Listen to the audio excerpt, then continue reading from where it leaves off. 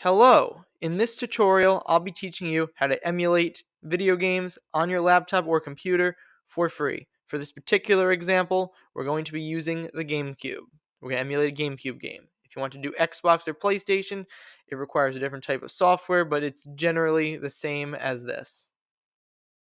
First thing you're going to need is a controller that matches the game system you want to emulate. In my case, it's the Gamecube. This is the Gamecube controller. You can also use your keyboard, but I do not recommend it.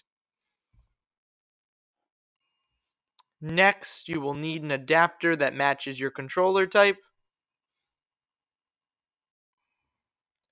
Of course, you will need a computer that can run the software.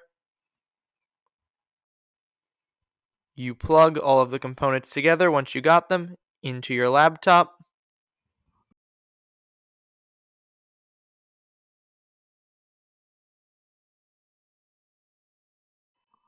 Now that we're all set up physically, let's get into the download. First things first, you're going to download the emulator that matches the game system you want to emulate. In our example for GameCube, we're going to do Dolphin Emulator. Now that we're on the page, we're going to click on the button that says Download Dolphin Emulator, just at the top there. Then we're not going to download these beta versions. We are going to scroll down to the bottom where it says Stable Versions and download one of those. I'm going to take the top one for Windows because I'm using a Windows. If you're using a Mac, you'd obviously use the Mac. Now that it's finished downloading, we can open it. We'll see it in our Downloads folder. We're going to agree to the license agreement. No need to read any of that. Next, we're going to make a folder when we download this. Now, you'll notice it says users / name of who's using it, download / after that / after download, you can name your folder whatever you want, and Dolphin will create a folder and put all of the files you need into that folder.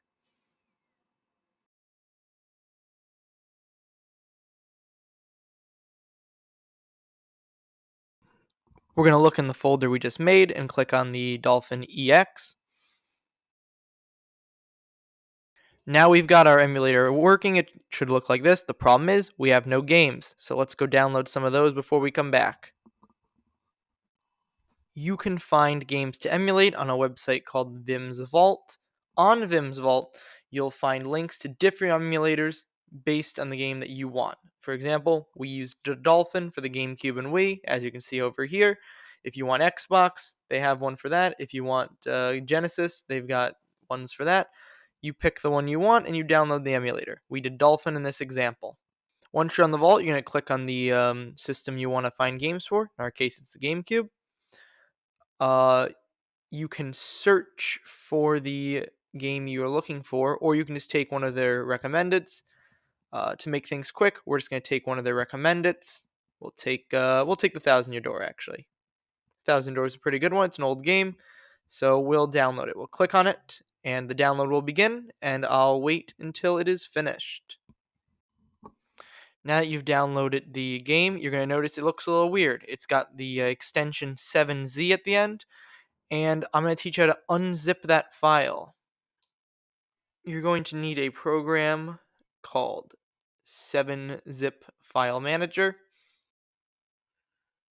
It should be on your computer.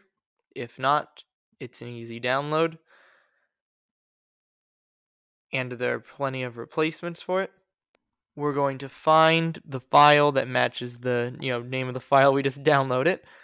We're going to click on it, and then we're going to hit extract. Once we hit extract, we'll have the option to save it into a folder. We're going to make another folder. We're going to name it after our game, and then we're going to click OK. Now we just gotta wait for another download. Now that we got the game for our emulator, we can open it. So we're going to go back to Dolphin. We're going to hit open. We're going to click in the folder we made, and we're going to click on the file, and then we're going to open that file, and we're going to get our game.